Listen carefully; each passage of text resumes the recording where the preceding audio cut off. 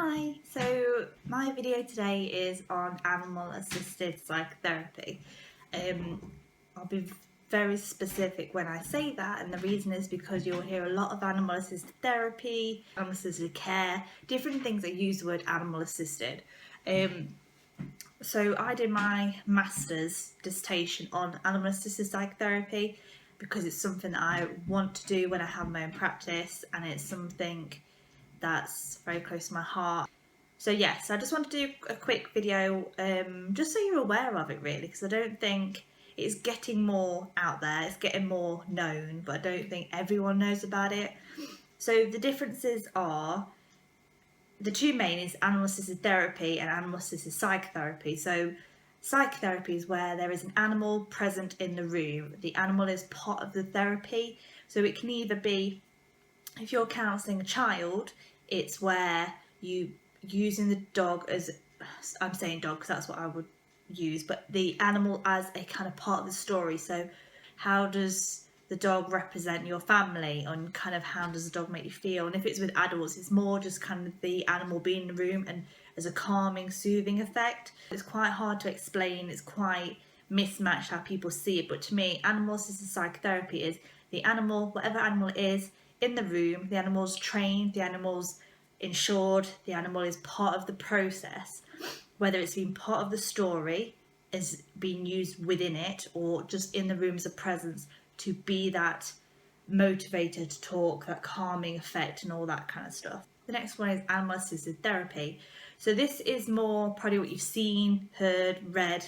It's animals being used for positive reasons. So one of the reasons is going into hospitals, going to children's hospitals, going into hospices, going into care homes, going into schools, anything where there's an animal that's again around for a presence, where they're making the client, the person you're going to see, happier, calmer, less stressed, all that kind of thing. The animal brings a emotional well-being that, if you've never experienced that before, it's something that once you've realised what animals can do for people, it kind of blows your mind of why have we not been doing this the whole time. Maybe you heard of pat dogs, which is again trained dogs specifically that will have the yellow tops on that say pat dogs, that are trained to be safe, to be around people in circumstances that dogs will normally be in.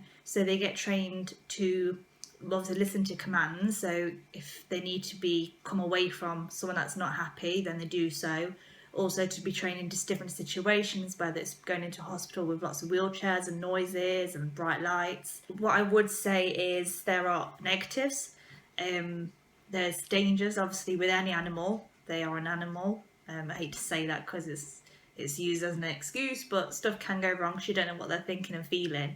And it can be seen, and I understand why, it could be cruel to be doing this. It could be cruel to be subjecting, say, a dog to going around loads of schools, seeing all these different kids that are, grabbing at them. And it could be, and it may be, and that's what you as a responsible person, if you were working from the side, would have to see. You would know the animal, you would gauge if they're happy or if they're not, and if they're not, it's your responsibility to take them out of that situation immediately.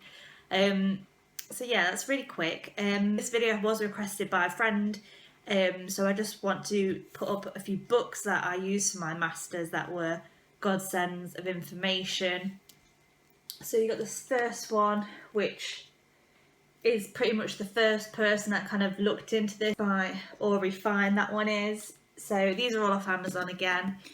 So what you will notice in all of these books, they will spend a lot of chapters talking about the differences between the different animal assisted therapy or psychotherapy, because it's quite recent. It's only going for maybe a decade or two, really, and really focused in the past kind of 5 years.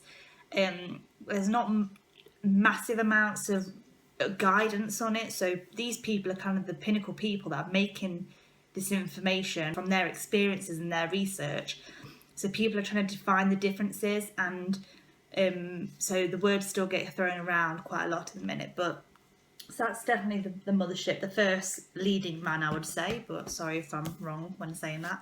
I've also got this one. I haven't read this one through. Oh, that was the other word, sorry. It's animal assisted activities. So animal assisted activities, animal assisted psychotherapy, animal assisted therapy. There's all these different words that kind of get defined in each book. Sorry, I forgot that first one. So yeah, that one's by Terry Pishot.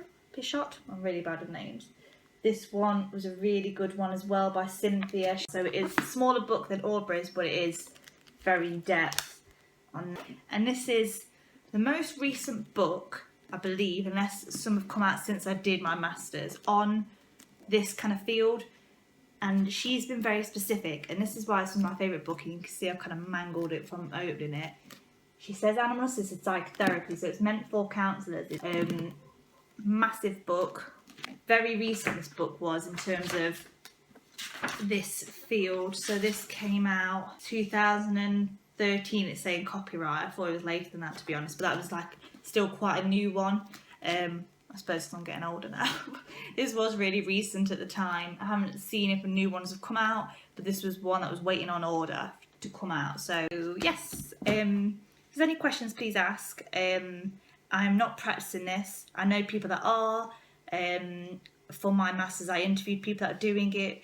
I'm aware of people that do it with horses, dogs, rabbits. I know of a gentleman that uses exotic animals, skunks and stuff like that. It's about you knowing the animal and you trusting the animal to be safe, to make people feel calm and happy, and that's what it's about. It's about the animal-human bond, and again, that is where these majority of books will start and then lead on to how we apply that to life. Yes, I hope that's helped. All right, see you again. Bye.